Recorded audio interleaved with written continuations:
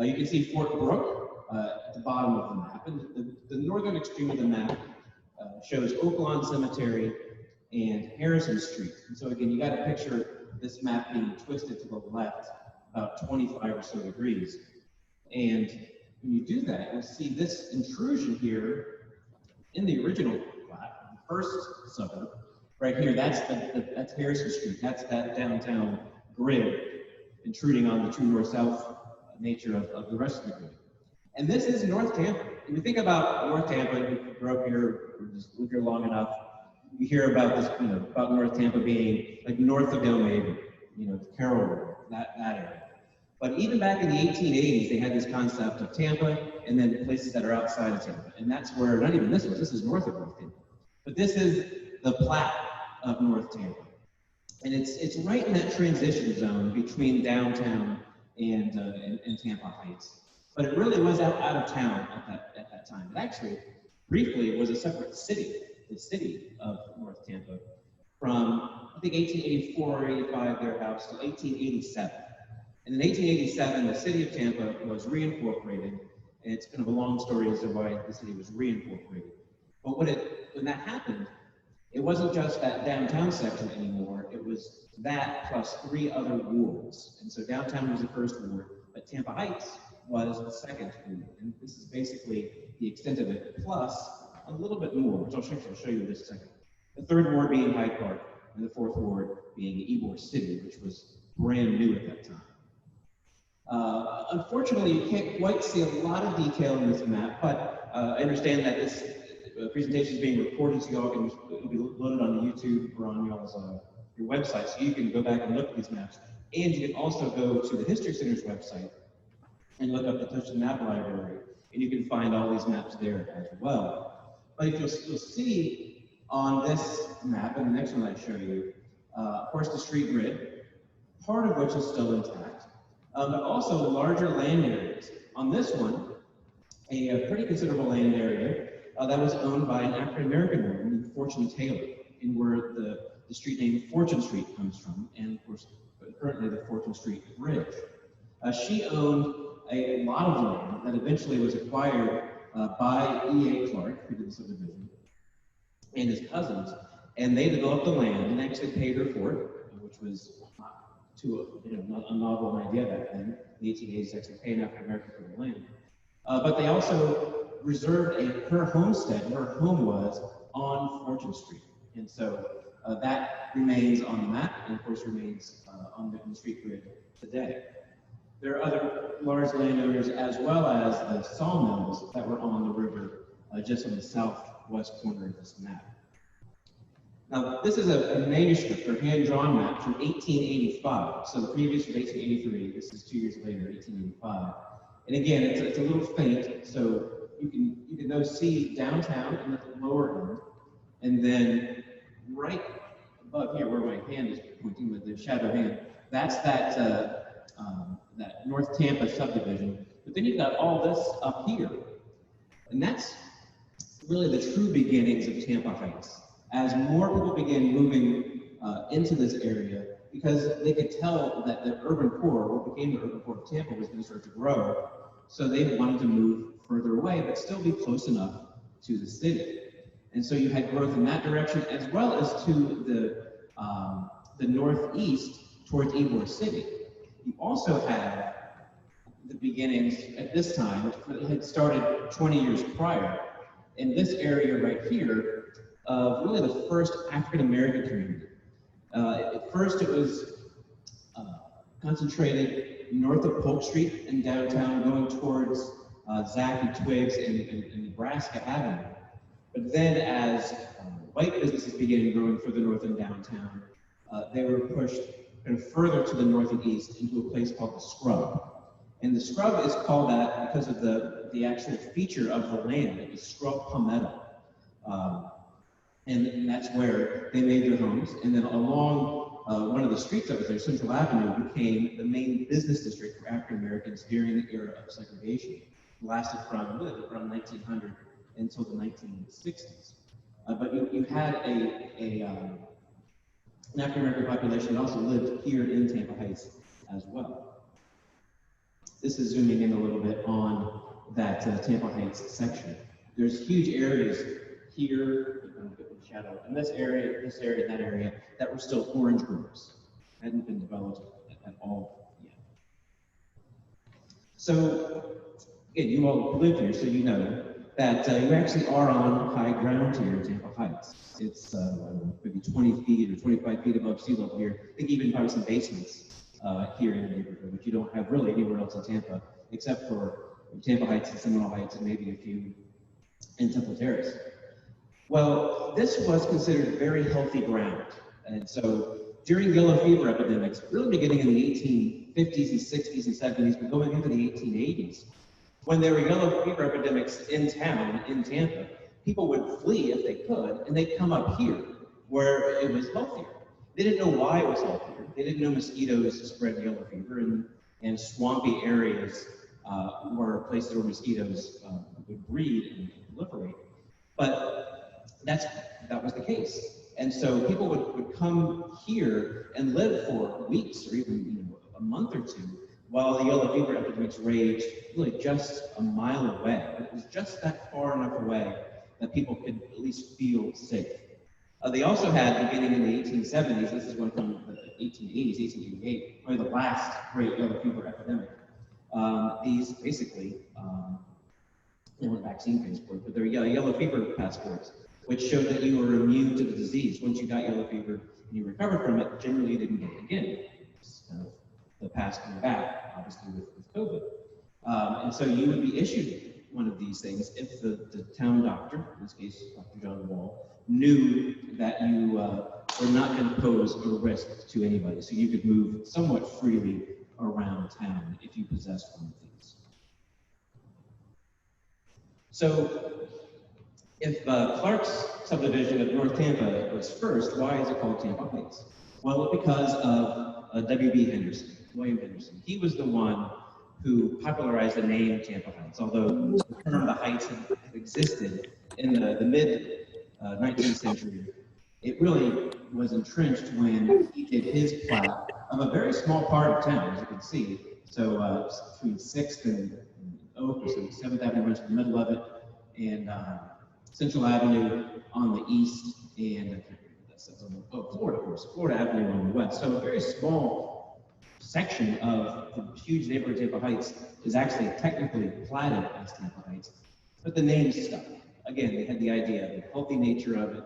It had kind of name recognition in kind of our popular word of the time. And so it made sense to call this neighborhood Tampa Heights. And so he was the main developer of that, as well as other neighborhoods around that he was an investor in, though not quite as upfront as he was in this subdivision, which he created in 1889. So even though it wasn't officially called Tampa Heights until 1889 for the subdivision, it had been known that prior. So 3 years later, this guy named Augustus Koch came to town, and he had a hot air balloon. And what he would do is he'd go up in the hot air balloon day after day and sketch the city. Eventually, those sketches turned into this lithograph, and it's the earliest bird's eye view of Tampa. He traveled all around the country doing this, and there actually were others who did this as well during the same time. Unfortunately, no one made it to Tampa prior to Koch, so we don't see what Tampa looked like when kind of the previous wave of these folks went through in the 1880s. But we do get a sense of obviously what Tampa looked like in 1892, which is really an incredible time to capture Tampa as it was growing. And again, it only had been a city kind of for the second time for 5 years. You can really see all 4 wards of the city in this. You don't quite get everything in Hyde Park over on the left-hand side on the west, but you get the core of it, and you get the Tampa Bay Hotel. Centered, of course, on downtown. Fort Brooke, the south end of downtown, had been decommissioned by then, and there was the very beginnings of a community that was growing, including, again, an African-American community down there called the Garrison. There are 3 African-American families who are homesteaders and 1 white family that homesteaded down there. And so even some of the street names today down there date from that time period. Then going north, of course, from downtown, you get into Tampa Heights. And then on the east end, you get Ybor City. And then the whole big marshy area between downtown in Ybor City. That was called the estuary. So you get a really good sense of what things look like. And then off in the distance, nothing but orange groves, pine trees, oak trees. So again, focusing in on Tampa Heights, it actually is called Tampa Heights, written in there on the right-hand side. You can see the water tower on the right. Just to the left of that is the word Tampa Heights. But there are some things that are starting to grow here.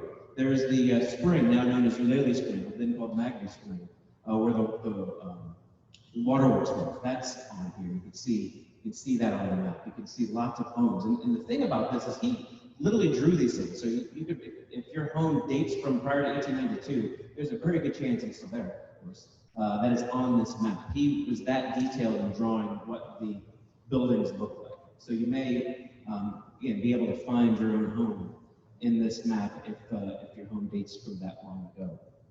In his details, it's just incredible. So 6 years later, even though Tampa Heights and the city of Tampa had grown a lot, there was still a lot of room here. In addition, you had Henry Plant, who was the man who brought the railroad here. He had a lot of influence in Washington. So when war broke out between the U.S. and Spain, there were soldiers who came through Tampa and camped here for several months on their way to Cuba. About 30,000 soldiers, by some accounts, were in the greater Tampa area, from Tampa Heights, Ybor City, the Fort Brooke Garrison area, West Tampa, and then Port Tampa City. And this map really kind of encompasses all of that. And most of you all probably know and have seen the historic marker on Central Avenue in Columbus, which commemorates one of the campsites, the campsite of the Buffalo Soldiers. And so we don't know where this photograph is taken. It's actually an integrated photograph. It's unusual because the Army was not integrated at that time, to have a photograph where you have black soldiers and white soldiers in this such close proximity. So we know this was in Tampa Heights, but we don't know exactly where this photograph was taken. But we do know that this photograph is very likely taken somewhere near that intersection of Central and Columbus, where that historic marker is. So this is a photograph of the 9th Cavalry. This is the 9th and 10th Cavalry and the 24th and 25th Infantry. Those are the groups that came through Tampa, that were Buffalo soldiers that went on to fight Cuba. The 10th Cavalry really was in Lakeland most of the time that they were in Florida.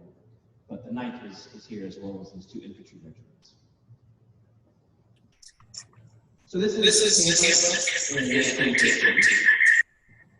And so you can see the city has grown quite a bit. And looking back at the Augustus Koch image, in just 20 years, there had been really enormous growth. And a lot of that growth was out west. Well, West Tampa was a separate city at that time. Hyde Park, of course, was within the city limits of Tampa, but most of the west side of the river was a separate city called West Tampa. But everything to the north, until you got to what is now Martin Luther King Jr., which was in Buffalo, was within the city limits. Actually, this was just earlier. This is prior to the city limits to the south. But you can also still see a pretty big area in this neighborhood that is not platted and not occupied, still owned by just a few large landowners, which is unusual for this lake. But it also can show how the growth is really starting to go further to the east and further to the west, leaving that big space in the middle. You also can see on here something that's been in the news, of course, recently, and that is right there. That's Woodlawn Cemetery. And it was established in the 1880s. The city needed a cemetery to take the place of Woodlawn, which is downtown. And so they put it up there in 1888 because it was so far out in the country. But of course, the city eventually began to grow all around it. And I mentioned W.B. Henderson. William Henderson, this was his home. Unfortunately, one of the many homes has since been demolished in the neighborhood. But you can see that there certainly are a lot of houses still around that look similar to this. The Victorian style homes, which were, of course, very popular during that time period. So many grand homes were built by kind of Tampa's elite at that time. That fortunately, you all still have some of those left, but unfortunately, Henderson's home in particular has since been torn down. This is really kind of a neat postcard. There's several postcards, of course, of Tampa Heights, but this is one of the neat ones that shows 7th Avenue in Tampa Heights, real oak shaded streets, even back then, probably around 1910, give or take. This is this building. I wanted to make sure we included a shot of where we are. I apologize for the resolution. I put this together, which is I thought of this slide to put in with this presentation a little bit late in the game, so I couldn't get a high-res copy from the library. But it's such a grand building that I wanted to make sure I included that among the shots here. This, y'all again might recognize as being on the corner of Florida and Columbus, formerly called Michigan Avenue. And so prior to Publix, of course, there are lots of independent grocery stores, but there actually was what amounted to a chain grocery store called United Markets. There were lots of them around the city, and they all had a real similar look to them. And so this is the one that was here in Tampa Heights. Of course, the building still stands on that northwest corner of Florida and Columbus. This is a great shot, and it's just one that I think is pretty rare. Actually, I had to put these two together as a composite, but it's there are several fire stations that were in the area. A lot of them are still around, but this one unfortunately is gone. So just to the south of the church at Palm in Florida was a fire station number 5. And that's what it looked like. And it's amazing how close it was to the church. The first fire station in the area is, of course, fire station number 2. The fire stations aligned, the numbers aligned with the precinct numbers or ward numbers. And so this being the 2nd ward, you have fire station number 2. But by the time Tampa Heights began to really grow, they had to add other fire stations. And so they built this one, which, of course, has since been torn down. Again, it's very important to mention that that segregation obviously existed in Tampa during this time. And there was a section of Tampa Heights that was really was the home for affluent African Americans. And so actually there were 2 of them. And so this is one. This is on Palm, over by Armature Works. The building still stands today. It was owned actually for I think almost its entire existence by the Gardner family. And the Gardners owned at this time Palace Drugs, which was on Central Avenue. And so again, as I mentioned, there were kind of 2 different sections of Tampa Heights where African Americans could live, as far as more African Americans living in houses that were quite nice. And so that was one over on the west side, west of Florida Avenue. And then there was a section that was really right around here, just to the south of us on Lamar. And so Lamar Avenue really was one of the main middle and upper class Black neighborhoods, just to the north of Central Avenue. So again, it makes perfect sense as far as being close proximity to businesses. This originally was a single family home, but later took on, I think, a higher purpose as being a hospital, the Clara Fry Hospital, named for the Black nurse Clara Fry, who really would treat everybody. But African Americans weren't allowed in white hospitals at this time. And so it was critically important to have a hospital for emergency patients or for just day-to-day needs that didn't exist prior to Clara Fry opening up her own home and eventually using this home. And then later, the county opened up a hospital where Blake High School is today, a much larger facility also named for Clara Fry. When they moved that Clara Fry Hospital there, this became home to the Urban League. And so it was an Urban League office for quite a while.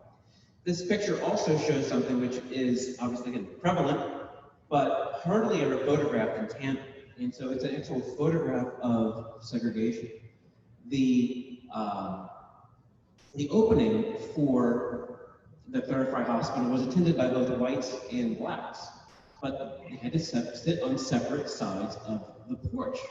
And so even though there are lots of empty chairs here in the white section of the opening, these folks have to sit outside in the yard. They're not allowed to sit here. And so it's not often you get a chance to actually see an old photograph that shows segregation. And so it's one that we use often to really teach what that looked like back then. There are other ways you can see segregation, unfortunately, and that's actually in some of the historic documents. the Tampa City Directory, and it shows very clearly what Lamar Avenue, which is here. There are little stars by everybody's name from Lamar at its southern end, going all the way up just to where Henderson intersects. That star indicates that those are African Americans. And I don't know why the directories indicated that, but they did very consistently until 1925. And actually changed in different cities in different years, but all in the 1920s they stopped noting African Americans. And so, as obviously as bad as segregation and racism is, it does provide researchers an opportunity to see where these neighborhoods existed. And so, as we found recently with cemeteries having been covered up, it is a way to find those places and bring that history back, because it's literally been covered up, as has this neighborhood. No surprise that the interstate basically follows the exact same footprint that those stars do in those people's names. So in addition to homes in Tampa Heights, of course, there were businesses and industrial uses. And the Tampa Electric Company built their car barn right on the river at Ola and Oak in 1912. And it was a way for them to consolidate all the different streetcar car barns that they had around. The streetcar system was incredibly important to really everybody's daily lives from the 1880s all the way up to 1946. And so, of course, this is Tampa Armature Works today, the Armature Works building, where the food hall and everything is. From the time between it being what it is now and what it was then, it was owned by an armature works company, a company that made motors. And so it was always had a very heavy industrial use to it. And this is the map of the streetcar system. Those red lines indicate the paths of the streetcars, the tracks of streetcars. And you can see, you really could get to most places within the city of Tampa. And what's not shown on this map is you can go all the way down to Ballast Point and then across over to Port Tampa City. So you could really get to most of the neighborhoods in the city with a short walk to the streetcar line, and then obviously on the streetcar, taking you pretty much wherever you needed to go. And that system became very extensive and very important to people's day-to-day lives because cars were and are expensive. But in 1946, the streetcars were taken offline, and the Armature Works building was sold by TECO to Tampa Armature Works. A lot of the streetcars were actually sent to South America, believe it or not, and used in streetcar systems down there. So in doing research for this, I actually came across a newspaper article, a full-page article on Tampa Heights in 1964, and kind of what are the threats, but also what are the possibilities of Tampa Heights in 1964. And they had a really interesting definition of Tampa Heights' geography at this time. Part of it was already being formed, though, by the interstate. Interstate 4, which we now consider Interstate 275, going through from really where Central Avenue was, going to the west towards Howard Franklin Bridge. That was I-4 at the time. That's dated Interstate 4. And so that was the southern boundary of Tampa Heights in the minds of these planners. Of course, the river on the west, and then what was then Buffalo, now Martin Luther King Jr. on the north, but then 15th Street all the way on the east, all the way into the edge of Ybor City. Nebraska Avenue has always been the historic boundary between Ybor City and Tampa Heights, and really anything else. Ybor has always been that line in Nebraska. So I find it kind of interesting that they went all the way to 15th Street. But anyway, they talk about the buildings, and so this is something, again, suggest if you can to go online and look at this more closely. And I'm kind of a nut for old buildings, old houses. Our house was built in 1912, and so I love old houses. And I don't know if it's anybody who has a 1960s or 50s block house. I grew up in Mural, I don't like it. But this is the 60s, and so that's what people wanted. So there's a block house here, which is being touted as being fantastic and wonderful. And there's a house here on 7th and Central, which is probably a grand, two-story Victorian that needed a lot of work. That was blighted, it needed to be torn down. And so they're saying that some of these buildings can be saved, but most of them need to be replaced by modern architecture. And so one of them they actually did talk about needing to be saved and reused was the old St. Joseph Hospital, which wasn't. And this building. The church had vacated the building somewhat recently from when this article was written, but this is the church, this is where we are right now. And they mentioned this space as a place that could be reused in the neighborhood. And so at least some things did come to pass. The drawing up here of Tampa Heights, you see this is the interstate. This is now 275, but they call it I-4. And there's a little line right here, and that has a note on it that says basically the future Interstate 75. And that's what it looked like when they were building it. And so this kind of gash you can see through the middle of the city. This is all land that had been bought by the DOT and cleared, but not built yet. This is the very beginnings of the interchange.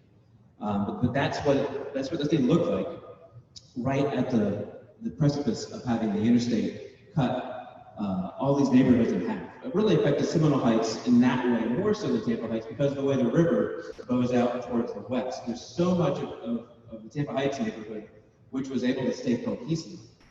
But where the river pinches in further to the north, where Seminole Heights is, the interstate really cut that neighborhood in half.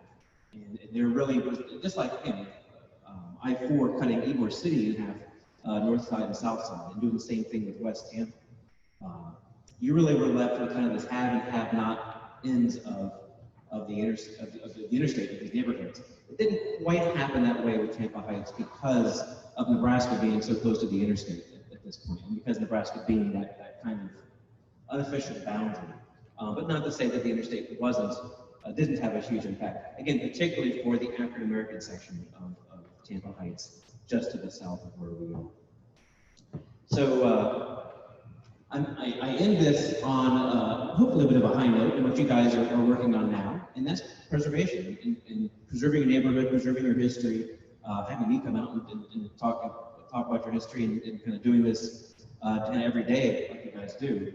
But I wanted to show for those who really aren't kind of always top of mind thinking about the historic district, kind of how small the historic district is compared to the overall neighborhood that is Tampa Heights. And again, I don't work for the city, I don't work for the county, I don't live in the neighborhood, so I'm not tell you what to do. But it is interesting to note how much historic fabric is around the greater Tampa Heights neighborhood, but not protected. But there are things that are, obviously, the main strip that is protected. But I showed you the gardener's house on Palm Avenue. It's actually here. It's protected. And so it was found at that time, actually, Isaac Gardner Jr. was on the commission with us, and so it was in his house to save too, which was nice. But there were these other little satellites that were picked up to go inside the local district for the purpose of preservation. And so again, as you guys move forward as a neighborhood, there is always the possibility of stretching these boundaries out, or at least doing some kind of overlay to modify, or at least to kind of to make the new and the old work a little bit better together, if that is something that you guys are seeing as a problem as the city grows. Because the city is growing. That's one thing we all can agree with. So with that, I thank you all so much for having me come out. Thank you. If there are any questions, I'd be happy to try and answer. You all know my but yes. Why was the name changed from Michigan to Columbus? That's a great question. Why was the street name changed from Michigan Avenue to Columbus? And that was to, at the time, celebrate Christopher Columbus. So it wasn't done, the kind of one of those kind of historic myths, because no one ever bothered to look it up. But for those who weren't around to know that it didn't happen this way, the thought was that it happened in 1942, which was the 350th anniversary or 4th anniversary of Columbus's voyage. But it didn't happen. It actually happened in the 30s. And so there's no one, I've not seen exactly why, other than maybe people like Michigan, which, no offense to Michigan, there's plenty of things about Michigan around here. But it may have been part of that, but I think it was really as a recognition of Columbus, which, he was a celebrated person until the past 20, 25 years, as we reevaluate people from the past. But it also had an effect on, of course, school names. So, oddly enough, when you have the Michigan Avenue Grammar School no longer can be the Michigan Avenue Grammar School, what happens? It becomes Robert E. Lee Elementary. And so then its name becomes problematic. So now, of course, the unfortunate fire that took place there, but now it's Tampa Heights Elementary or Tampa Heights something along those lines, which is great. Because you can't go back to Michigan Avenue because that's gone now. But good question. Yes. So this is very exciting to me because one of the things that we have really worked hard on in Tampa Heights is our history and the significance of it and the character of our neighborhood. That's been a passion for many of us for years and years and years. And looking at this presentation and have Stephanie here, Stephanie here, who worked with us years and years for us to at least get that section that we got protected. We wanted way more than that, but because of the percentage of the houses that were left, we couldn't. And this building is something that we fought hard for many years, and it's still not out of danger yet, but we're determined to hold on to it. So I just wanted to share how timely this is, and as we look at trying to protect the rest of the neighborhood because we are losing the historic fabric and character, that I want to thank you personally for this presentation tonight because it connects so many things that we have to argue about or talk about every day. Well, thank you. You're very kind to say that. And yeah, I didn't know, although I should know that that this building is threatened, as are so many buildings that are next to the interstate. I know there was an effort to save George Washington Junior High, and that unfortunately did not come to pass, and that building is now gone, except for the little cupola. Which, some of those things I kind of wonder. It's almost like I think it could be perceived almost like a trophy to some people. Like we killed this thing, and all we have left is its head.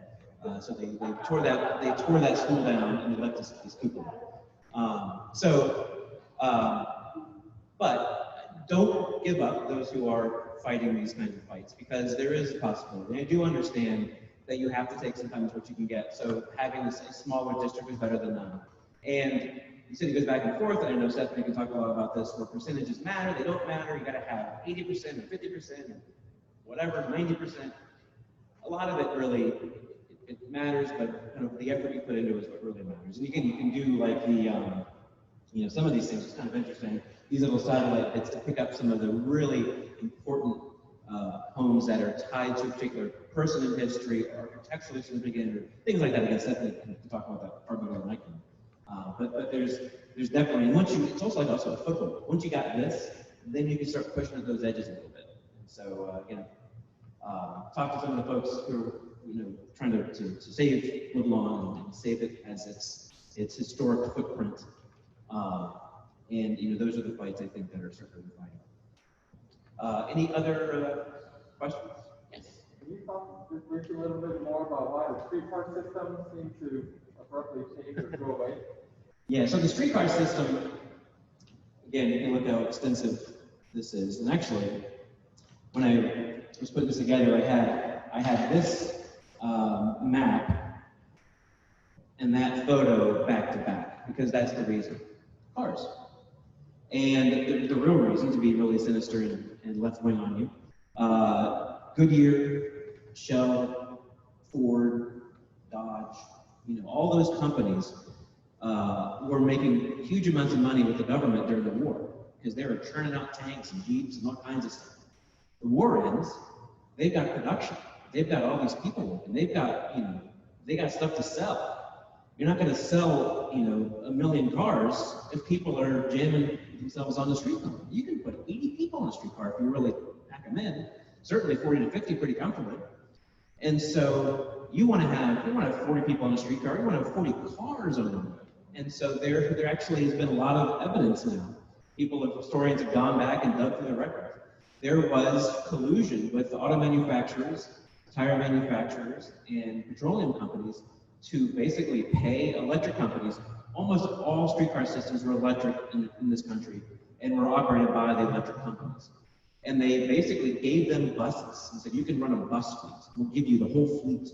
Just get rid of these streetcars. And they did. And that's what happened. Again, it's no coincidence that most major areas that weren't very dense, population density is a big part of this too. So in the South, out West, that had a streetcar system but didn't have the density to really, you had to keep it, that had space for roads, they all lost their streetcars at the same time. Within 5 years, 10 years.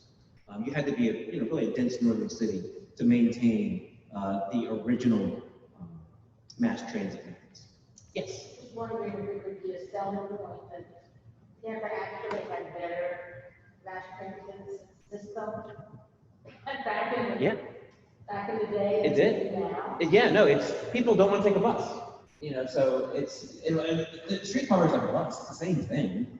It's just has a trolley, the little wheel that touches the wire, and it runs on steel wheels. People love tracks. People don't like buses. And so the idea is a streetcar system has a mental side to it that just buses don't. Buses have a stigma.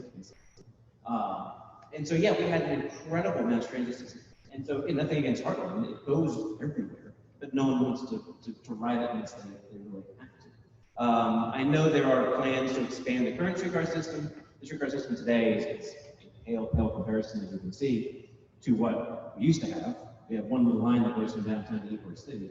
But there are discussions about having it move further north, I think as far north as Tampa Heights, and maybe the southern end. I don't know how far north it can go. But there's lots of things in the way. Political things are in the way, but also physical things are in the way. So it's a tough thing to bring back. Once it's gone, it's really gone. Any other questions? Well, thank you all so much. It's been a real pleasure talking to you guys.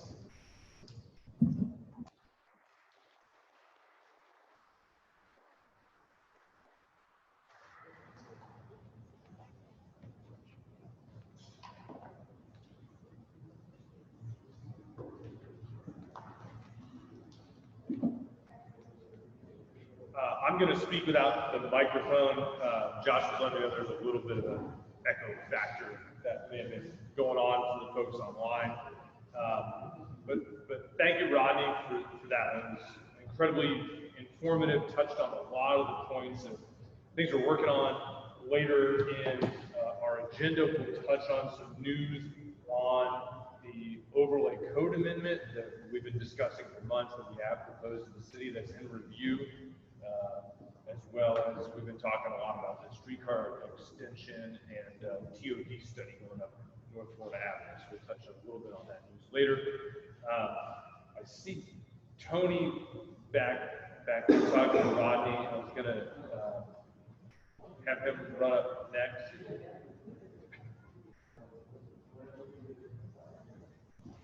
Tony, you think you're ready to rumble? Cool. All right. Next, I'm going to bring up Tony Krol, who runs Mergeculture Gallery. It is on South Franklin Street, just north of the interstate. And the last few years, he's been a big proponent of the arts here in Tampa Heights and has started a monthly event called Bloom. It takes place on Franklin Street and is really gathering steam among the businesses there. So we're glad to have you tonight and just have you introduce kind of what you're doing there. Cool. Do you want to take over the projector? Yeah. Is that? That's HDMI? Okay, I forgot my connector. Okay. I may have. If you have a USB, You have a Mac, or I can transfer it back. all right. No, okay. This is not going to be as powerful as it should be. Unless you have Wi-Fi, you can just export it as a PDF and send it to you. We can do that. Sorry guys, real quick delay here. What's the Wi-Fi? I noticed that.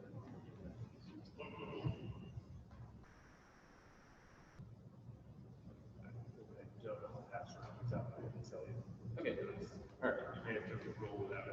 No, that's so yeah, without the visuals, all right, I'll just go ahead and talk, which isn't going to be the same, but I'll just go ahead and put this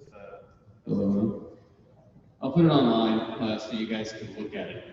So following up on the the conversation about history. So my wife and I painted the Tampa Heights mural that was one of the first murals on the side of THCA in response to the interstate expansion. So we've been in that conversation. We were out there with the protests and, you know, have been within that conversation for a very long time. We're very much in the diversity and inclusivity conversation around the arts in Tampa. We helped paint the Black Lives Matter mural on the street during the protests on Cap Street. So we're very involved in the community. So recently I started an arts consulting business that really bridges the community aspect of bringing people together through art. So I have an art consulting company that has basically tapped into global markets all over the world in 18 other cities to bring information of arts inclusivity and basically the way that people connect through the arts to our community, to our city, and importantly to our neighborhood. So basically, the trolley system, yeah, it used to go through Tampa Heights and connect Franklin Street to the rest of the neighborhoods. That no longer exists. And that actually made our neighborhoods much more connected. And kind of post-pandemic, I feel that people are wanting that connection again. So we started an arts walk that was mainly outside so people could get together around visual and performing arts with the artists in our community. And why that's important is because a lot of people don't realize that that art is like the basis of everything. You can't really do anything without art. I mean, if you want to draw a streetcar line and bring it to an engineer, you have to draw lines on the map. So everything starts with pencil to paper, a thought, and an idea. So one of the most important things in our community is art. So we put together this Bloom Art Walk in our own community where people can get together through art, and we're trying to keep it a free event. It happens every fourth Friday on Franklin Street downtown, and there's outdoor entertainment. We're looking at projector mapping, it's visual performing arts, and this is actually really hard to do without my presentation. This is difficult. So basically, every fourth Friday, we have this event, and right now, I think the most important thing I can say in this room is that if we have anyone that is part of we're developing a chamber in Tampa Heights, right? We don't actually have like a chamber of business in Tampa Heights. There's not a chamber. Our efforts have been up and down over the years, but Tampa Heights also, the Civic Association also represents business.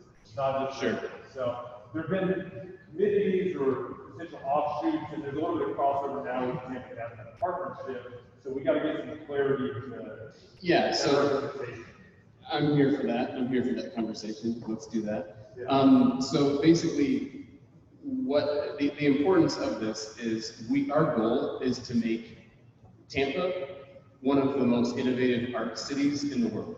So that's why I'm working with these 18 other cities. That's a pretty ambitious goal, but it's not really that. It's just a definition. We have the ideas, and we have so many artists in this city, and we want to make Tampa Heights one of the most artful neighborhoods in the world. So how do we do that? So we have case studies from Wynwood, we have case studies from Spain, we have case studies from, Shine on St. Pete. Basically every public art program that is innovative in any city, we have data on. And my business is right here in Tampa Heights, so we're going to bring that to this neighborhood. And so this room, talking with Brian about that, Justin Rickey, who's the vice president, bringing in children to inspire them with Lena and the Junior Civic Association. I mean, we have a lot of information and a lot of data to make that happen. And what that would mean is some of the derelict alleys maybe in Tampa Heights, like we could turn those into art parks. We could gather the neighborhoods, the neighbors together and come up with community meetings to create placemaking opportunities within these areas that aren't anything right now, but they could be really beautiful. They are going to represent the history and the diversity of our neighborhood, and they also will make just this neighborhood that much more beautiful without displacement. Because what happens when you bring artists in is generally the price of everything goes up. The investors come in and people get displaced. So that's part of our research, is to how do we engage these communities through art and keep them in the neighborhood as well. So I'll send you guys the presentation. I'll have Brian put a link to it in the next email that goes out. Sorry I didn't bring a little connector, but you know, that's it. So basically, Bloom on Franklin, I run Mergeculture Gallery. We're going to have an art opening every month. Come out to the openings, come talk to us, you know, come to the free event. The next one's on November 26th. So it's the day after Thanksgiving, it's Black Friday, and we're doing a pretty special event for that one. So we also want to invest in about 3 or 4 murals in the neighborhood before that date. So if anyone is attached to a company that maybe wants to invest in the arts, get my email address. We'll, you know, we have an entire fundraising campaign that includes ROI and you know, marketing for companies that want to invest in the arts right here for Bloom or other projects. And that's one part of it. There was a whole other part of it that I won't go into. Don't put it in the email. You guys will hear about it. So if you're familiar with Shine on St. Pete, it's an international mural festival that brings a bunch of muralists to St. Pete. So we've been working on one for Tampa. That's the network of the 18 other cities. It's called Tampa Walls. So we're actually bringing that to Tampa. And there'll be a concentration of a lot of international muralists coming to our neighborhood. So we're obviously going to need to keep everybody up to date on that with business donations, volunteers for that festival, and so forth. So those are the kind of the 2 things that we're really involved in that are, you know, going to rocket our neighborhood into one of the most amazing destinations, you know, in Florida. So that's all I got. Hopefully you guys Any questions? Okay. But Russell.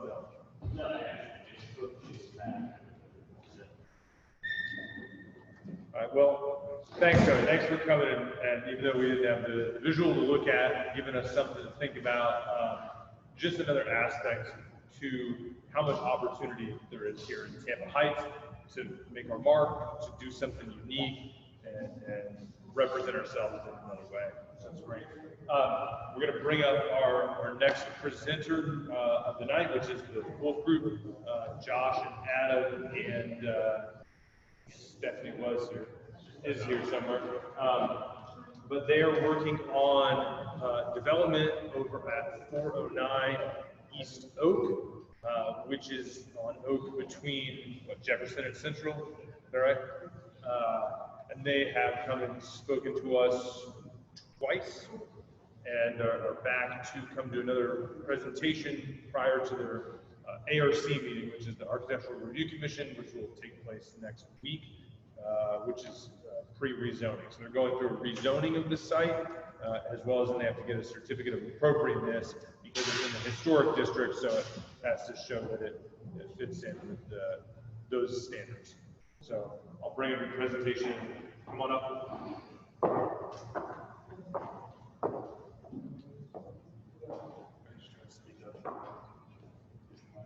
Yeah, Josh, is the speaking versus microphone doing better for the? I think speaking would be better. Speaking versus, yeah. Okay.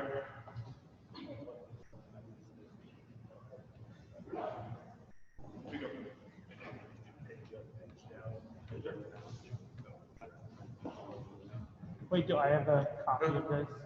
Right.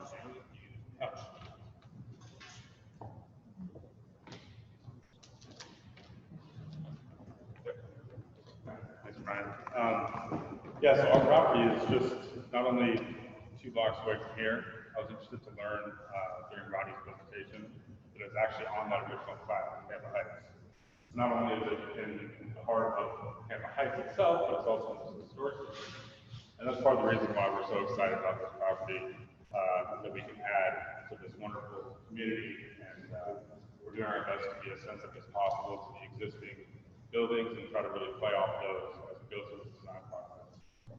So I'm going to run through, for those of you who may not have been here on a previous presentation, there you go, get the site. A little bit difficult to see. It's on the corner of Oak and Jefferson.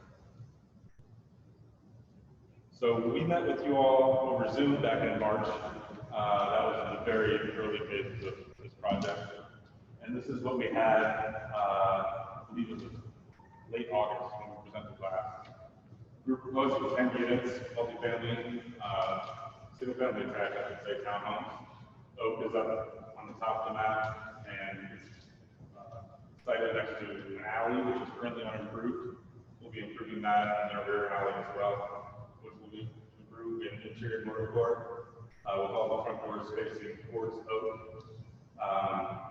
However, with this initial site plan we presented a few months ago, we were short on guest parking, and we were also not meeting the green space requirements.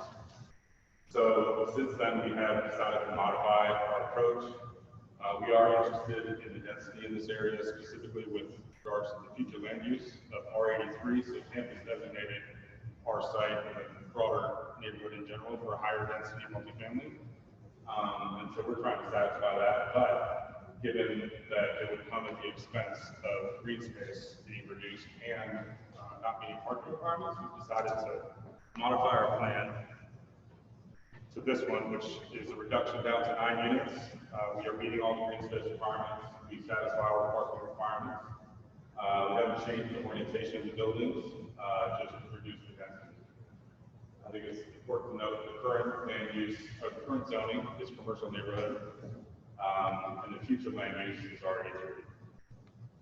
Within commercial neighborhood, you are, by zoning right, able to build 27 units on this parcel, because with 0.37 acres, 75 units an acre, we're not interested in going that massive or in that scale. We don't think it's appropriate to this neighborhood. We do think it's more of a kind of a single family attached area, especially given the surrounding buildings, with commercial buildings and some single family interspersed throughout. We think this would be a nice addition to the Tampa Heights area. There you go, the site plan. On our city review, we were made aware of this 1929 Sanborn map, which shows the structures that were on this back in 1929. It looks like probably a duplex and then 2 other kind of row houses with some sort of a detached structure in the rear off the alley. And it's currently vacant land. I'm going to skip the elevations because they're going to be difficult to see here. And so this is a perspective looking towards the southeast. We've got a beautiful contributing structure, commercial building directly adjacent to our site. And then we've got the 9 units beyond, we're showing 5 in the front and then 4 in the rear. One of the things that was important to us is to not have a curb cut off of Oak. So we're utilizing an alley. Part of the reason that we were attracted to not only the site of this area was that we were able to design something that we could really hide the vehicles and not make garage doors a feature of the facade and not create further traffic on the street, but rather utilize the alleys, which is what we're there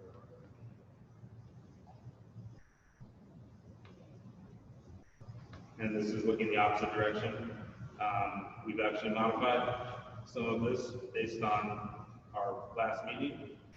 This is a rendering of the interior motor court. We think that this can be used by the tenants or the owners as their own kind of private courtyard cul-de-sac. We're going to use pervious pavers here, which do not count towards our green space calculation, but we do think it's a nice feature not only for the neighborhood to have some greenery and not create that heat island effect, but also have it be, an amenity for the folks who end up buying these units. And then along the street front here on Oak, it was recommended by you all that we consider adding porches. So we've done that, and I think it's a really great idea to help better engage with the pedestrian experience. Stoops in Tampa Heights are quite prevalent, and so we've got those on every unit, but we've increased the size of a few of them to incorporate front porches. And I think that's a great suggestion. I think it really helps the project.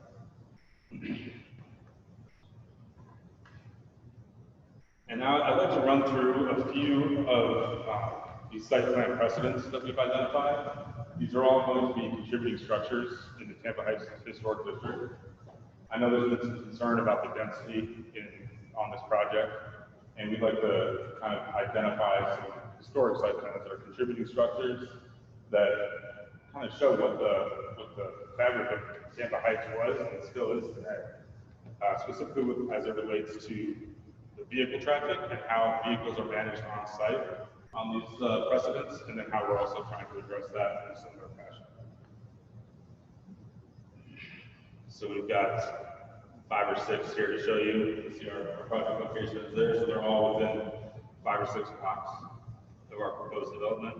This one ended up outside of the historic district, but I think it's important to note it was torn down for the construction of the interstate there. But if we look here, we've got on Estelle and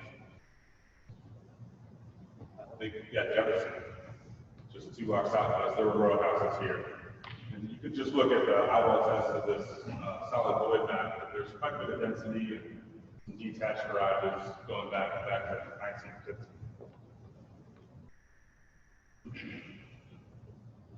This project at 309 East Francis was a boarding house. We've actually been inside this property, and it's got an alley access here on the left with vehicular use area between the front building and the carriage house in the rear. As you see, we pointed out in the blue and yellow dotted line where the vehicular use area is for these projects. Just to give some context to how ours is trying to mimic that same style.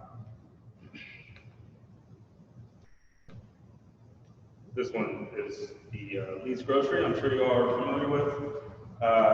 So we've got a commercial building adjacent to a multifamily building here with suites loading directly onto the sidewalks. Very similar to our proposed development. We think that this is a great example of that diversity that you find in Tampa Heights, and we're hoping to contribute to that as well.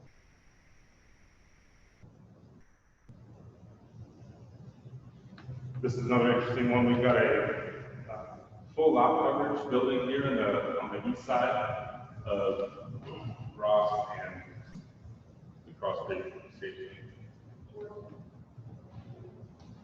Ross and Morgan? Yeah. And so this is a really good example, I think, of urban design that's successful. There's a pocket park just across the street. So while you have quite a bit of density on the specific site itself, as far as it goes for creating more density and allowing more folks to live in these areas, following design principles like this, where you manage your particular use on site and create a little bit more density within your particular parcel, but you're adjacent to community park spaces that can be utilized by all the folks in the area.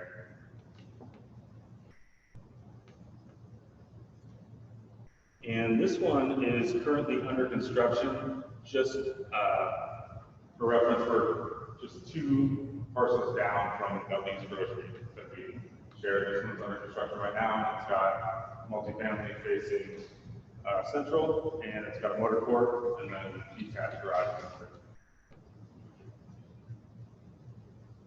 And then I know you all are familiar with this one. It's 302 East 7th, which was recently supported by y'all's group, and we're really excited to see this go up as well. A few things to point out on this one. They were going for a PD. If the existing zoning was RM24, so they were allowed 13 units. They proposed 15, or 16, changed to 15. This is a 4-story structure. Same arrangement with a motor court in the center. They also needed to get a parking waiver and a green space waiver on this one for reference. And I think that it's relevant to what we're proposing. We're doing everything we can to satisfy green space, to satisfy parking. But it's kind of the variables like this one and ours mixed in with the single family and the commercial buildings is really what gives Tampa Heights its character. We're looking to do our best to be sensitive to that and contribute to that in a positive way. And I think that's it. So if we'd like to discuss, or anybody has any questions? I got a quick question. You were talking about the new one being built next to 2 properties on the right? The garage units, do they have other on-suite or residential? They don't have any residential, incorporated them. Does your elevation switch at all? Or is that, are your elevations the same as they were previously, just reduced by one firm? Yeah, they've changed slightly just in width. We've reduced the depth of our units as well to get that green space, but in terms of articulation on the facade, they haven't changed. So we still mean you guys have, what's your new width and your 25-foot product, or what are they? Each unit, Yeah. they're 23'6". Got it. And then in the rear, they're 25 and change. Got it.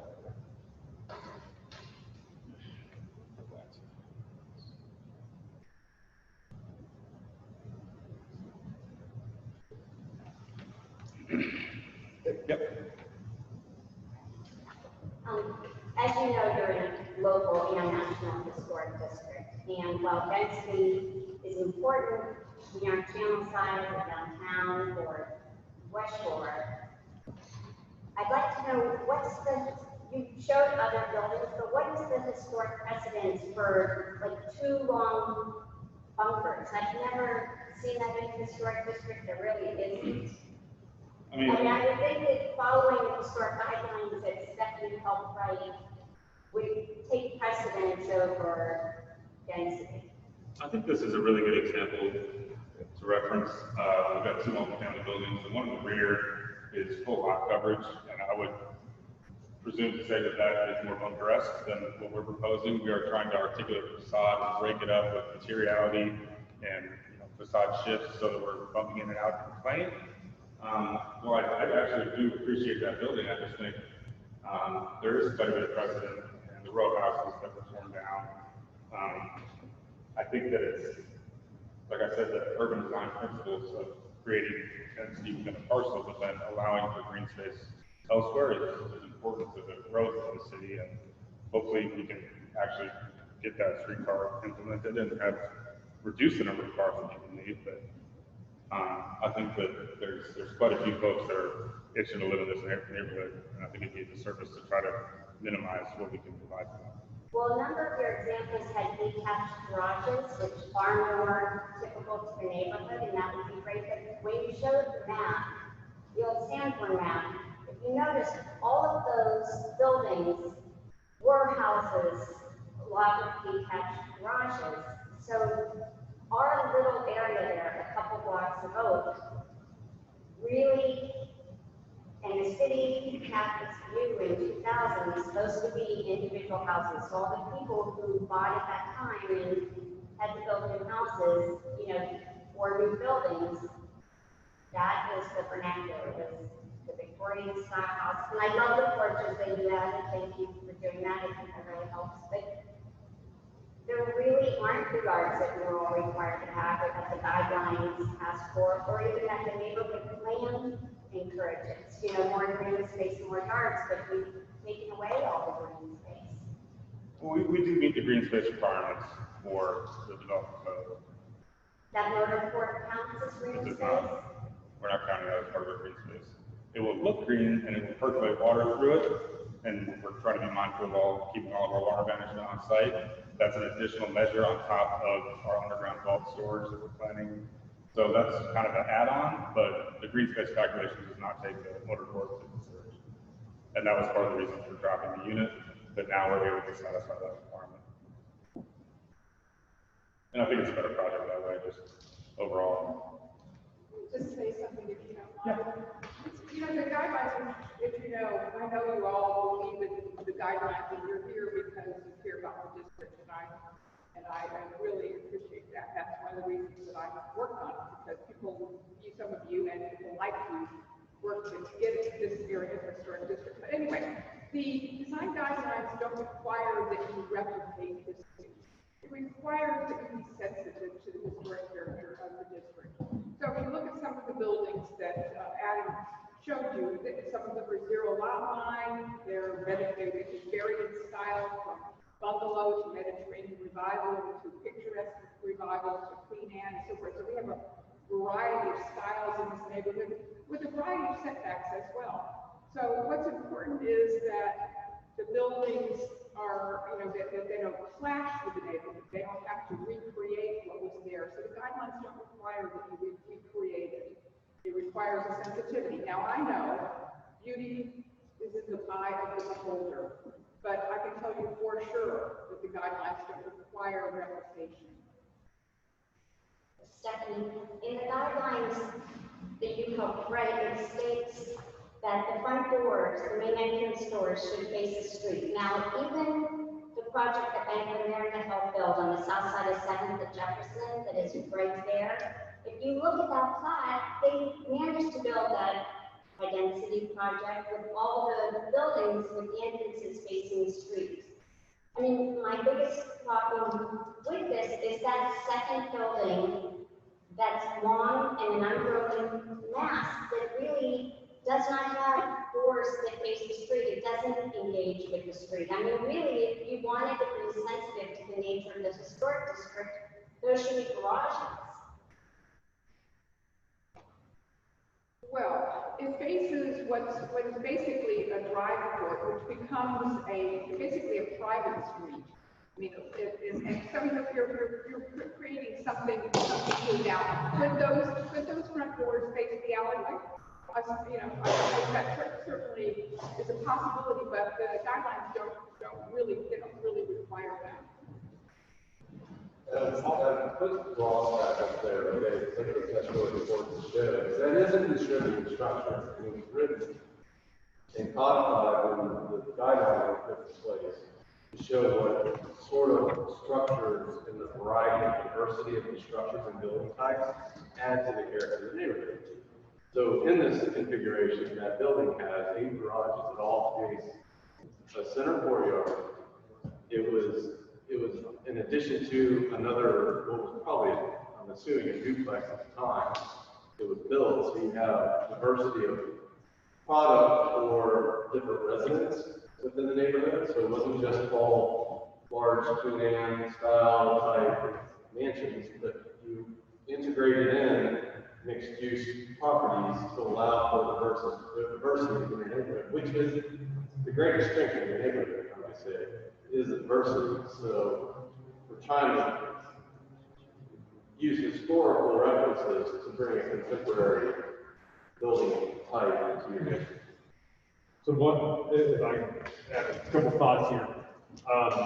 One thing that we're dealing with a lot of the development coming in is strictly townhome. You know, I think because of low interest rates and, you know, high sales dollars, that's kind of a prevailing popular product on the market. And, you know, real estate would go through waves, right? Sometimes it's single family homes or the real sellers, sometimes it's condominiums, sometimes it's townhomes, sometimes it's building apartments for rent, depending on what the market's doing here.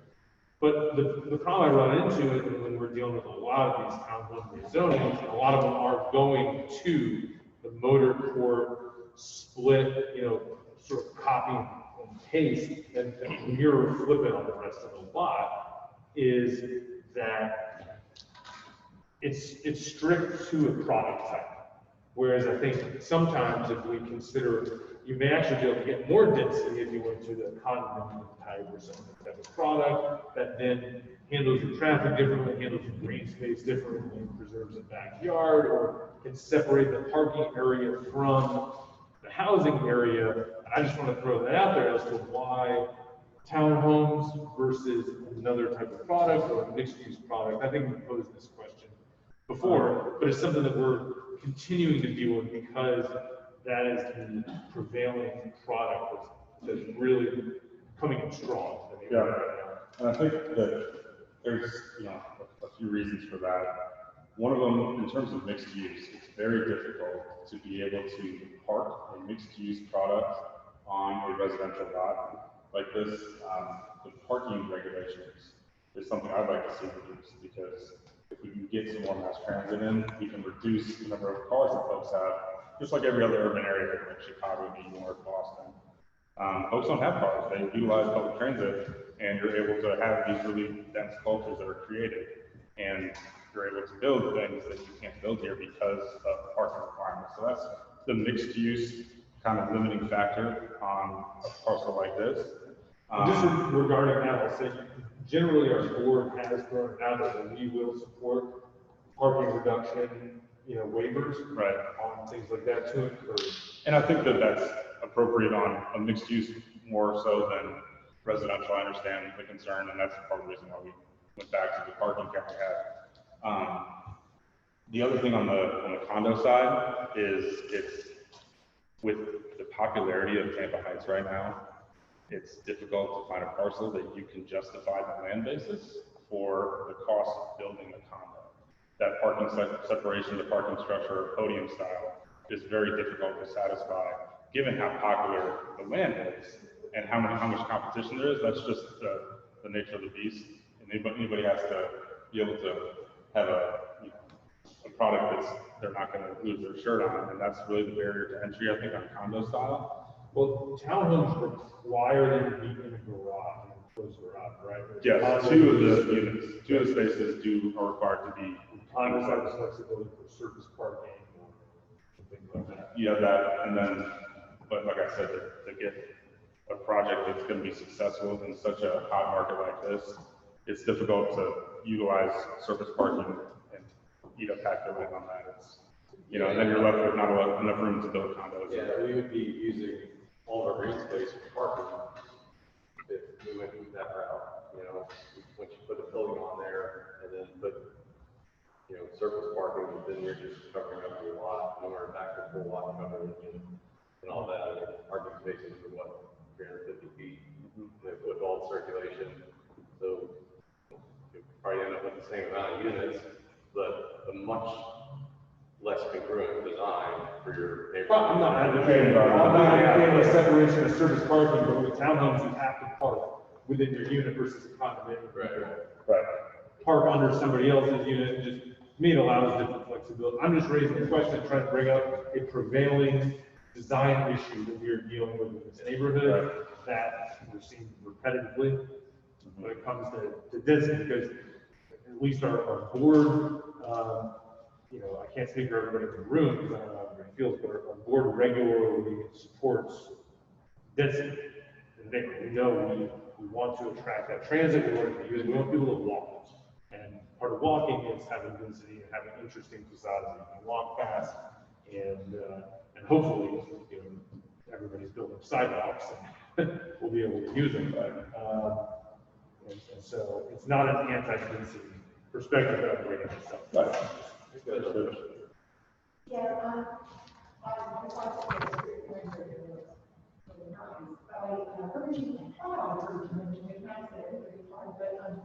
thought when you mentioned students, and I was just wondering, are you looking to attract more permanent residents or more transient residents?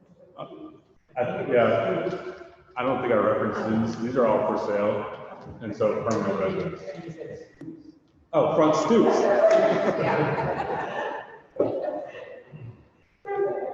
So no students, but stoops.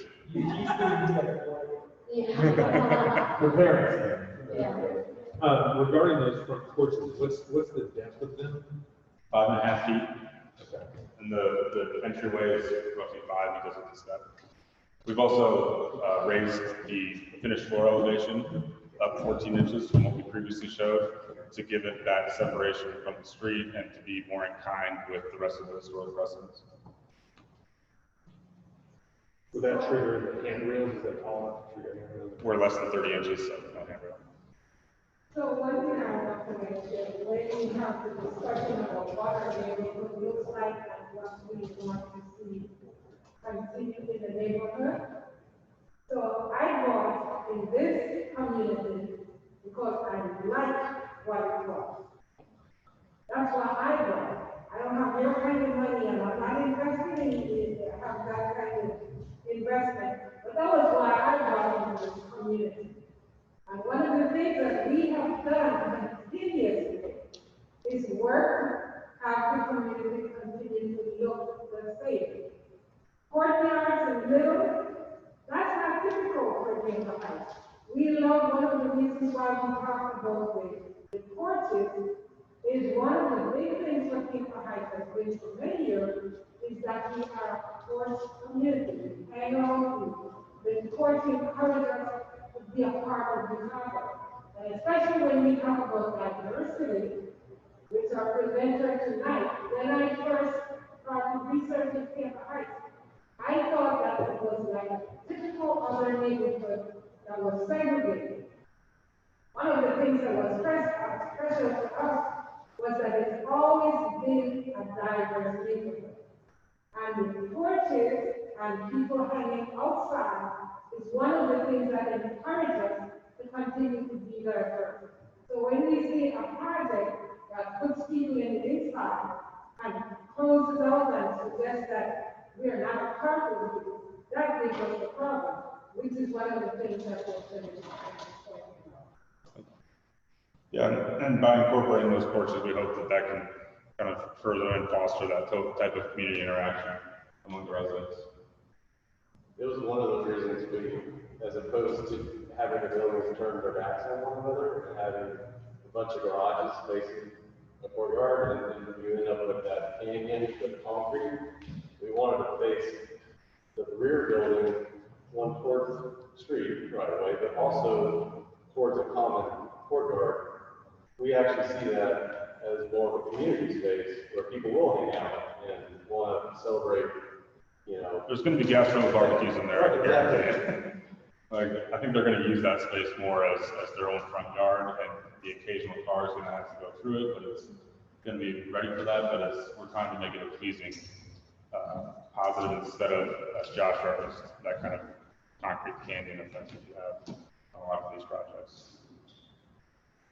Which is similar to what the property on Ross does as well, quite successfully, is even though you have 8 garage doors, they all piece into a courtyard that everyone uses as part of their community. I think what you're doing with the canyon seems to be nicer than some of the other ones, like the 16, 12 unit one that's going up nearby that canyon. And there's one on Florida going up to the blocks north of Columbus, and then this canyon. And the facade treatment on Main Street had this undulation in the planes and materiality, which is sort of nice, but then the canyon in the middle. One straight facade, no variation, it doesn't feel as nice. Right. And that's some improvement here. Thank you. I think one of the things that we're really focused on is not having to be too large extrusions, but be very sensitive for materiality change, and then pushing and pulling the facade based on, you know, living rooms and bedrooms behind, that it brings it back down to that scale where you can recognize that it's a bunch of single family buildings that happen to share a wall, rather than one extrusion that has people living in it. I'm only going to say that I know you have a sidewalk going along the alley, correct? Yes. To give the rear units access to the street. There's not one on the west side, correct? Just not on the west side, no. So we have one that runs from the front streets here, across, and then up to Oak. And then obviously direct access to sidewalk on the northern units. I know we're going to talk about this, but if you're on the west side, I would love to be able to keep an outside. What? The west side, if it's very southwest corner, I would love to have stuff like this on our side. It's kind of fun getting into this. Now we're going to see what we have to do from development standards and people are trying to propose. That's funny that you say that, because I sat in this meeting and listened to people on the west side that are complaining that there are 3 townhouses on a lot and that there are 4 townhouses, it's too many, it should be 3. In reality, you have 9 townhouses on 2 lots. And I just feel like they are not in line with any of the other historic buildings in the neighborhood. And I understand diversity, and I'm all for diversity. I don't mind different styles. I just think that you're trying to put too many residences on 2 lots, and I think that if it were on the west side, It is 3 lots. no, there's 2 half lots, so it's 2 full lots. It's 1 full lot, 2 half lots. They're wide, so I think the one you're referencing on the other side, the 3 units was on a 40-foot wide lot. So. We've got the 3 lots highlighted in green here. And this is from 1929. Right, there's two half lots. That's the size of the building. But regardless. So I actually have a question about this, because you bring up a great point, you know, the density and everything. I mean, you talk about diversity in the neighborhood. I mean, as far as the price point goes, I'm looking at it from the price perspective, because I have buyers all the time, they're trying to buy here. And I mean, they're getting priced out all the time, because they're putting these massive houses on these, you know, big lots, but they can't afford to live in this area, and their house costs too much. I don't know from a builder's perspective, I mean, you guys are buying lots and you have to make, you know, a profit, which I understand that, but it's, from the buyer side, it really helps to have the density, because it makes it more affordable. You're creating a product that someone, you know, who's in a maybe middle class can afford. Right, if we were to build. Someone that comes in and you can only, I mean, you built one house for one buyer. What is your price point? We haven't established that yet. I'm sorry? We haven't established what the price point is. We're still working on pricing what the construction cost is. Okay. Well, the price point, I'm sorry, the price point of the 15 townhouses that they mentioned on 7th and Morgan, they're asking 750 to 800,000 for those. The ones on Morgan. Yeah, Yeah. we've seen those, and I mean, but what would be in place of it, or the smaller density, you would build? You'll be Shane O'Neill's for 1.7. Exactly. Yeah, exactly. Right now, so, yeah, it's 700 exactly it. 1.7 becomes.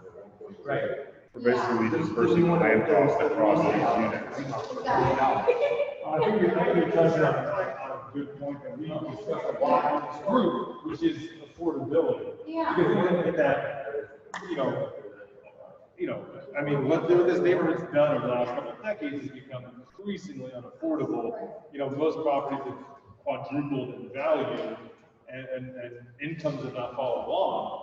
Right. So one thing, when I kind of bring up unit types and all that, it's not just, 3,000 square foot townhomes, because those are still going for over $500,000. It's how do we get micro units in here? There's one that's around the corner, but those are quite expensive. I think those are maybe in the 200s, but smaller. And by going smaller, but perhaps more dense, when we say we welcome density, Right, that's one idea, it's not apartment. because when we look at future land use, and this is always my interpretation of it, is that gives you dwelling units. It doesn't say that it has to be townhomes or condos or apartments. It allows up to certain number of dwelling units. Now, those might be 1,000 square foot dwelling units with the cost of construction, but then that involves parking and green space. And part of the problem we're dealing with is that the city of Tampa zoning is really created for the suburbs. And so all of this has to be done custom, where it's not, this city's not ready for urban neighborhoods, frankly. And where it needs to be to balance that walkability, affordability, transit friendliness, and we're trying to work on that as a group. But to your point and other points in this group, I think we got to continue working on affordability, because again, this product type looks nice, it's going to be nice, it's going to be cheaper than a house, a single family house. Right, yeah. Right. So I mean, that's going to balance out, but it's not affordability in its true sense in this neighborhood. So, I mean, I'll leave it at that, but, yes, reducing the number of units you might have would cost the cost of every townhome to rise. And so you've got to figure out that balance, and we are kind of where we are with this rapid appreciation of prices in this neighborhood. But I think we've got to extend this conversation beyond this project as you all continue to do more in the neighborhood, and we have repeated developers doing the same thing. It's like, how are we going to work together to get true affordability? How can we balance the $700,000 townhome with, $250,000? That's much more attainable to people. Get that diversity of incomes, which helps also get the diversity of backgrounds, and preserves it and gives people that are being priced out a place to move to. So that's I think a bigger discussion. But you bring up a good point that we're working on with care about. So it's not to say that, again, I think when we get into the density of this site, the way I look at it, and the reason I keep bringing up product type, is it's density for a certain product type. And when we consider other product types, then that may open up other doors. But I know that we're dealing with on the broader scale, on the table. so we get some diversity that way. But, yep. Right. Thanks. Any other questions? We were hoping that your board could discuss a letter of support for this development. As we go forward, we have our ARC recommendation on Wednesday. Right. And so because a lot of the projects going on here keep kind of getting shuffled back and forth between the ARC and the city. But so I believe Wednesday is the ARC about the rezoning. So that's more about the site plan. Site plan for the ARC. Then you'll go to city council. Assuming that gets approved, you go to city council, following that for the site plan rezoning approval. After that, you'll get bounced back to ARC for the actual architectural treatments, because I know there have been some comments on that, and we could perhaps dive into that future chat. But right now, we're dealing with density, site plan. Yep. Okay.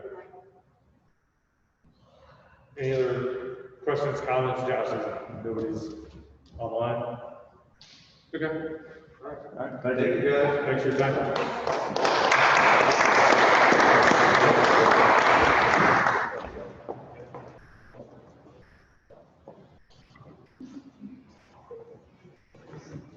All right. Next, we're gonna welcome up the last guest presenter, Sienk-Green, who has applied for a rezoning on 408 West Park. Do you want the computer or? Since it's done today, I don't have it on my electronic. Okay. All right, guys. So I own the 2 lots, 408 and 410 West Park. So if you think of it from the North Boulevard and Park Avenue on the west side, I have 2 double lots over there. Current future land use is R35. Neighboring is RM18, and I'm going for RM24. It is Euclidean, so it does not have a site plan. It doesn't have a plot. It doesn't have anything on it. Basically, what it's saying is that I will notify the area that we are switching to RM24 versus RM16, which is the current land use. Historically, I know that we'll have concerns about aesthetics. If you go back and look at my projects, I always do bungalow style, gigantic front porches, 3609. You can't tell my houses from, this is a brand new build. I just built this 2 years ago, next door to one I rehabbed. Side by side, you'll never know which was new, which was old. Another one I did is right actually across from your building, which is on Tampa Street. Gutted it, redid it, same thing. You'll see that I don't have garages on the front of anything I ever built. I don't believe in it. I don't believe it's in fitting with the neighborhood. I will always push density because I believe in public transportation. And this is actually going to be my family home, so I'm not going anywhere. A good example is another house I'm working on Woodlawn right now. This is what it'll look like. You'll see that the original 750 square foot bungalow is in front. You can barely see on the back where the extension, which is almost 2,000 square feet, comes out on the back side of it. So you pull down the driveway and you turn to the garage and you'll never see it from the front of the house. So the goal of anything I do is going to be hiding anything large on the back. So they go bungalows in the front, go taller in the back so you don't see it. I am surrounded by density. I have Armature Works, I have the Krol phase 2 coming in right behind me. I'm next door to RM18. I am one more block away from RM24 on Amelia, exact same address. So all it is a Euclidean rezoning saying that we are giving notice to the community that our density will be going up.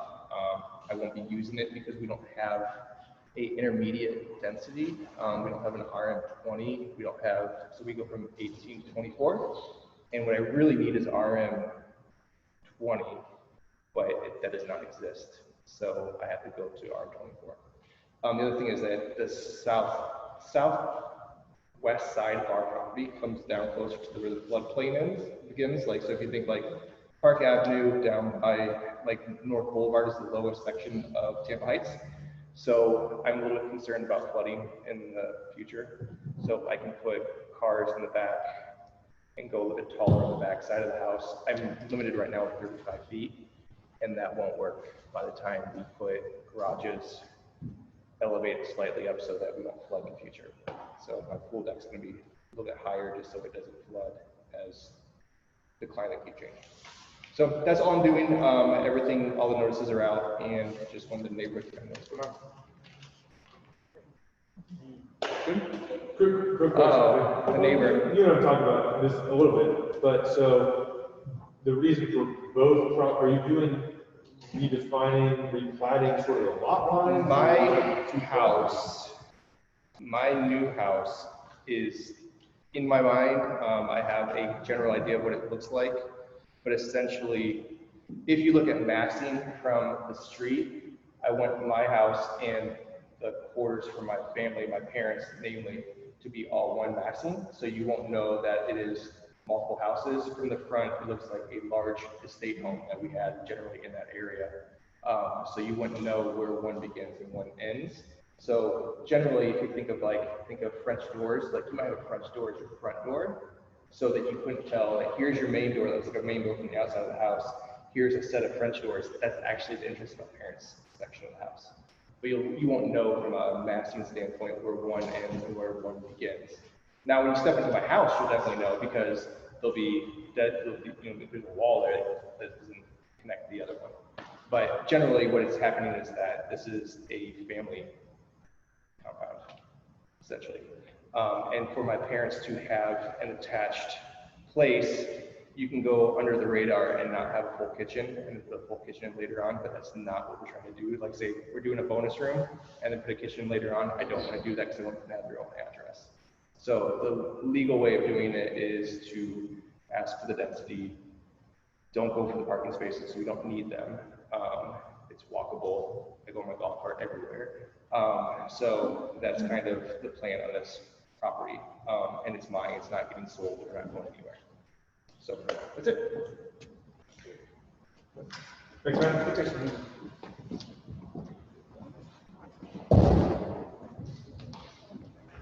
All right, thanks everybody for hanging. Two mics on. Keep wondering if I'm gonna stand up here and draw feedback. Well, thanks everybody for bearing with the multiple presentations tonight. We try to limit them to 1 or 2 per meeting, but there's a lot going on in this neighborhood, a lot of change, but also a lot of exciting things as well. Things like what Tony was talking about with the arts. She's got something to say. Oh, sure. Yeah. Do you have an announcement as well? I do. Okay. I do. Hi, I'm Aisha. I'm the event coordinator at Red Door. On November 21st, Sunday, we're having a fall festival. So it's more like a marketplace, but it'll be a place for families, friends, and fun. And it's right in the neighborhood, so I just wanted to come and let everybody know that it's happening. If you have a local business with goods or trinkets that you might want to sell, you can also reach out to be a vendor.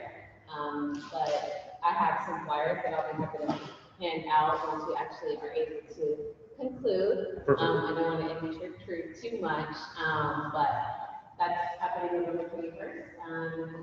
We can come out and make it. What time? It'll be from 11 a.m. to 5 p.m.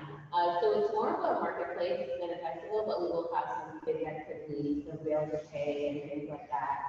But we really want to showcase Red Door. We want to take time to make it more known to the community, make it more available to the things that are happening, because it's a really big and great space that people can come together in. So that's kind of my job. And you might see me around. So I just wanted to come and introduce myself. Perfect. Yeah, leave some of those and make sure that Faith, our secretary, has the details so that we can distribute it. And Dominique, always thanks for doing what you did with that fire station. I mean, it's one of the jewels of the neighborhood. So I'm actually going to the wedding coming up in 2 weeks there. It's my first event going there. And pretty excited for it. Scott and Angela's. Oh, okay, I'm sorry. There's 6 weddings coming up. Yeah, oh, yeah, wow. The month of December is jam-packed, so. Yeah. Good, good. Thank you. Yeah, of course, let's not down next season. We will have a couple other announcements. I'm going to try to run through the rest of our agenda here. It should go pretty quickly from here on out. But something that was touched on tonight by multiple folks in the room, namely Rodney with his history presentation and some of the development chat, was how the rest of the neighborhood is treated or regulated by development. As mentioned, you know, and Stephanie was there nodding her head as well. We've got very suburban development codes that cover the rest of the neighborhood. We've been working for years on trying to change that. This year, we concluded an off and on 2-year process where the city told us we had to write our own code if we wanted any improvement to it. So this board worked on that and submitted the code in July to the city. So for the area of the neighborhood that is outside of the historic district, and if you go to our website, you can find it if you want to review it.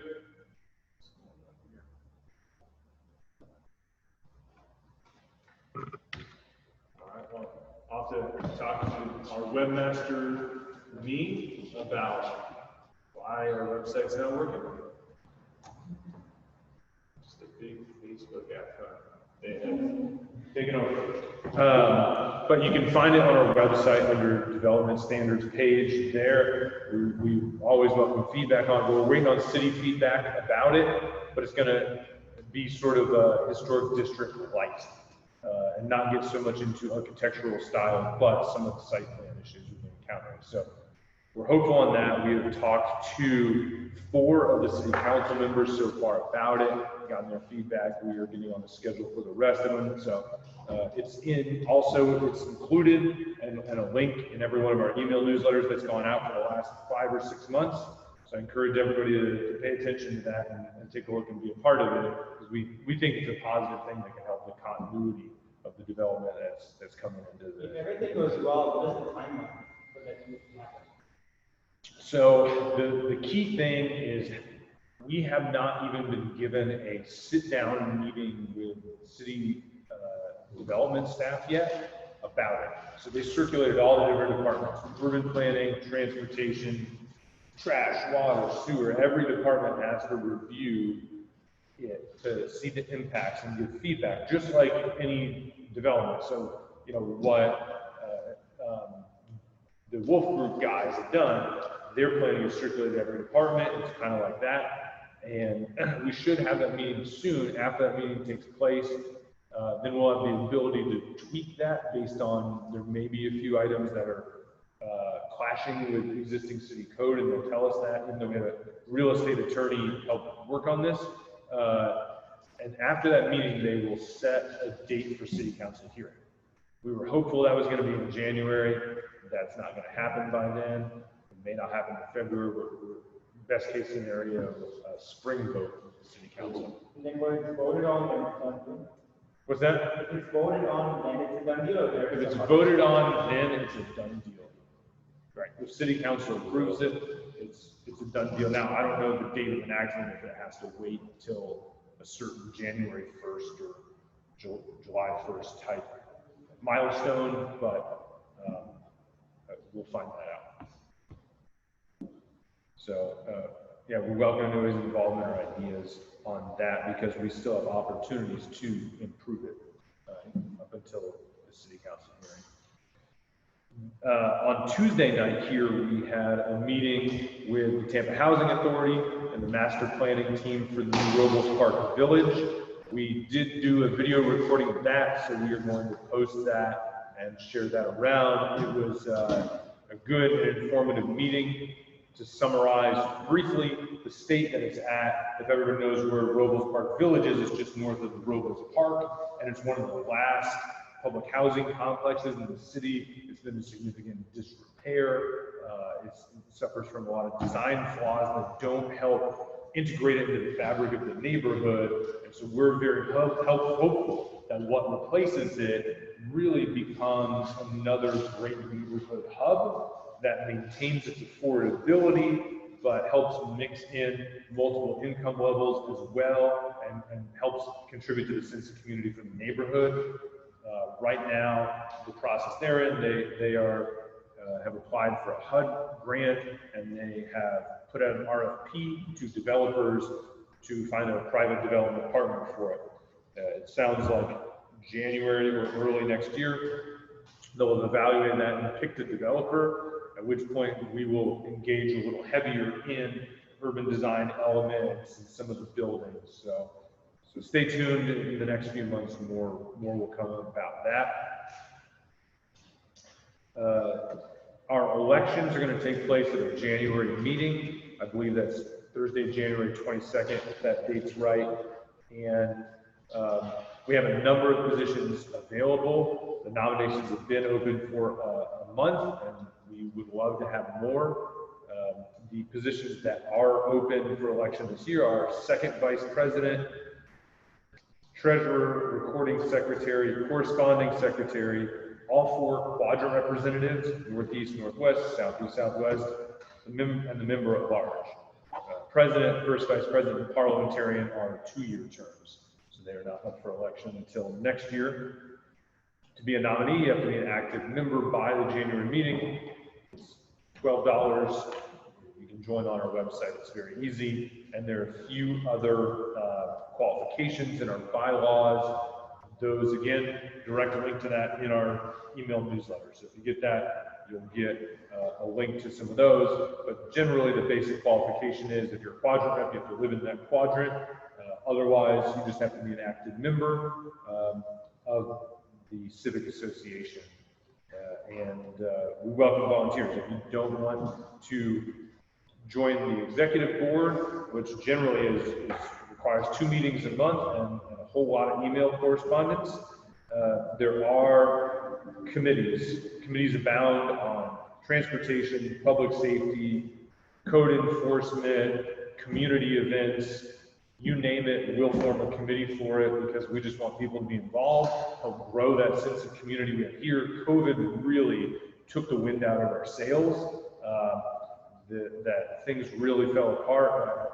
I think most people had a challenging year that upended the way your life was going, and it did that for our organization as well. Our board's been focused on rebuilding this year, and as the way COVID affects our daily lives and people's comfort levels and vaccination rates and all that change, we do want to do more in the community and more community building and fun things. So please do run, and if you choose not to, please at least join the committee and contribute ideas.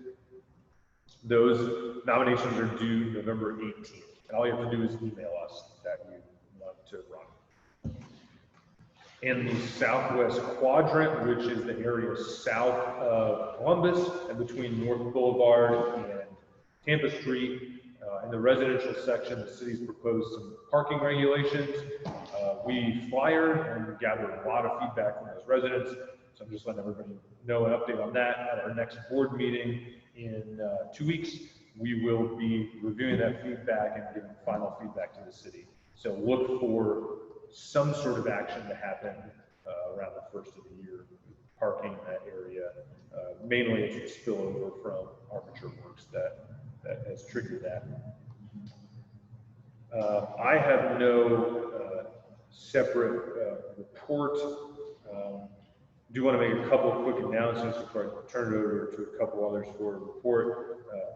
We have reactivated our merchandise. If you go to our website, click merchandise, there's a new link to it.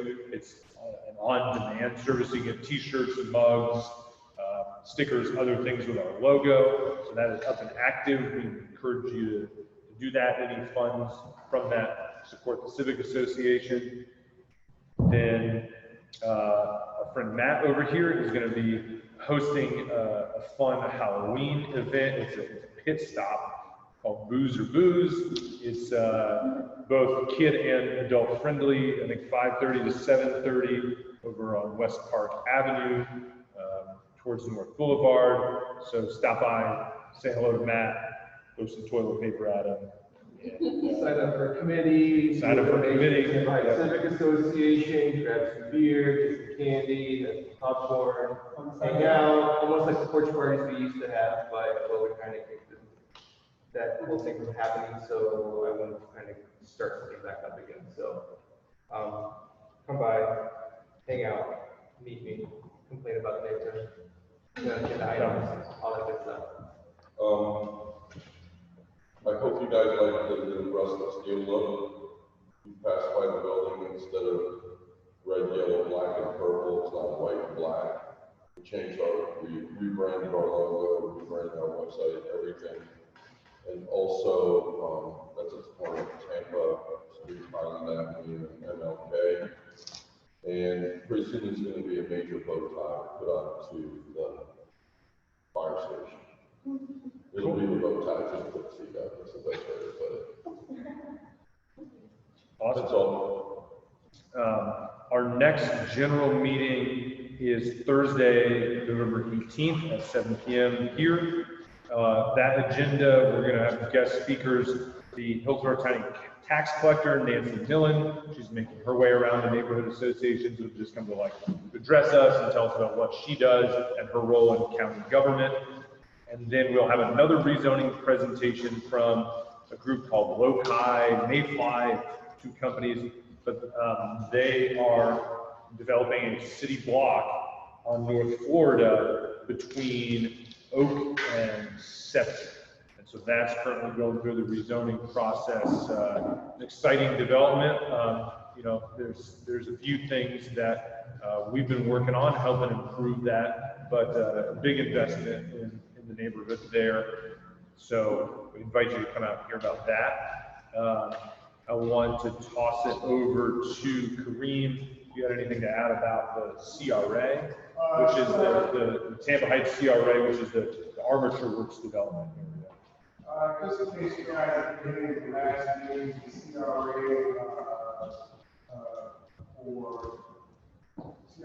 for 5 weeks CRAs have designed.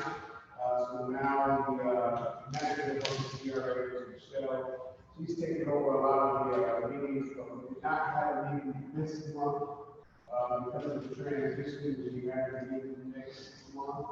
Also, we started fiscal year, October 1. As far as the update of a lot of the list of improvements that we sent over, we haven't heard anything yet as far as anything we approved, but the next meeting, I'll make sure that we especially how public safety is for what it is we want us to continue driving to the activity for the next meeting. 22nd. Okay. Great. Thanks, Kareem. Yeah, Kareem serves on, there's a citizens advisory committee to that district because it uses public funds for public infrastructure improvements there. Our neighborhood has asked repeatedly for some infrastructure improvements using those public funds. So it's important to make sure that we're making that district as best we can. I wanted to toss it over to Lena for a Junior Civic Association update. If you had anything to add? Yeah, and the fence has been removed from around Phil Park. Required Park, yes. And Sprouts is open. Yes, Sprouts is open a couple days ago, so those are good things. Junior Civic Association, we've still been moving a little bit slowly because of COVID. We don't have our after school programs here. We resumed them since summer. Summer we went through a rough time, or executive director with COVID, but we made it through summer program. We weren't able to close out summer program, which we usually do with neighborhood events because of COVID and all the impact with the families. So on November 21st, we're having that closed out summer program event here. We'll be outside and in the yard in the front, they'll have children activities, vendors, Inside, vendors could choose either to pay for their for vending at the event, or bring a box of groceries for the Thanksgiving for the children and the families that participate in our program. You know, we focus mostly on our at-risk children. And so inside, those are going to be picked up by the families. Outside, we'll have activities. The children are going to show off their artwork that they did during the summer. And that's going to be from 11 to 2. So that's come out and join us, and children are going to have fun bringing the kids out. And by January, we think we're going to resume our after-school programs here. We are still continuing our programs in the schools. So you remember, we do programs in Spoto, Dardale, Town and Country, and including our children, our schools that are in our community. We've had to move out further because the impact of development on our community has moved the families of lower income families in many parts of the county, and for us to continue to help raise young people who will be civic minded, like those of you who are in this room. Our mission is to start from the younger children, keep our arms around them all the way to young adults, so that they will have more young people that do what we do and continue to help build our community. Our new facility, I told you before, we got a certificate of occupancy. We've put all the paperwork in now for the early education licensing. The person is out now, so we're hoping to get that really soon. And then we'll have for grand opening of the facility at 3717 North Central Avenue. We're kind of excited about that because we know we've been working on that project for years now. And finally, we're getting to where we'll have the licensing completed. That's our report. Community garden is up and running. We're into the fall planting season. I believe we may have a couple of pots available, but if we want to know any more about that, I think it's going to be on the website. There's still a link to it. So the garden is coming along. We're going to have garden to dinner, the table, banquet, fundraiser is going to be that weekend before the 21st. But we'll announce more about that in this. Yeah. Give me the info and we'll include it in the newsletter. And put it on Facebook.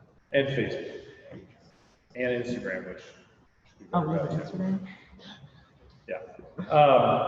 So the final larger announcement I want to make, sometimes we take the time to run through some of the specific rezoning and development proposals out there. If you look at the bottom of every newsletter we send out, we keep a running list of what's active and updated on there, and we keep that list on our website as well, and how to access information about that. Right now, I'm tracking 20 different planning and zoning requests active in the neighborhood at this moment. Tonight, there were 2 in front of City Council that had been continued from a previous meeting. Our Vice President, Justin, went to the meeting tonight to speak on our behalf. Both of those got further continuances. So this is just continuing to add to the workload of this neighborhood and this group, because we are trying to proactively engage with folks coming in and doing development here, because we want them to come in and understand the community, part of that history, part of the fabric, to come build into, and to be sensitive to that, even if they're not in a historic district. but that takes everybody. It's not something that just our board can do. So I do encourage you to take the time to read the summaries at the end of each newsletter, see what's actively going on, the addresses that are there. I put in a one-line summary about what it is. And then on our website, we have links and instructions about how to go find the specific plans for it. And if you have any questions, you can reach out to us because we are tracking and informed with each one of those. Just with so much going on, there's too much time to get into every single one of them. But we do need everybody's help in staying engaged, understanding what's going on in your section of the neighborhood, because we want Tampa Heights to be the best version of what it can be. And we know that the zoning regulations aren't there to require it. So we want to welcome new investment, and we want to welcome that density, but we want everybody to fight for the best version of itself as what it can be, and balancing that affordability, density, walkability, green space with a solutions-oriented mindset. But we need everybody's help in getting there. So the more engaged you can get with that and paying attention to what's going on in your section of the neighborhood is helpful. And if you ever scroll through that list and have questions about anything that's happening, please do reach out because we're tracking each of them. Are there any other announcements that anybody would like to make? Corinne's pointing at there, not raising his hand. All right. Well, thank you everybody for your time tonight. Thanks for your thoughtful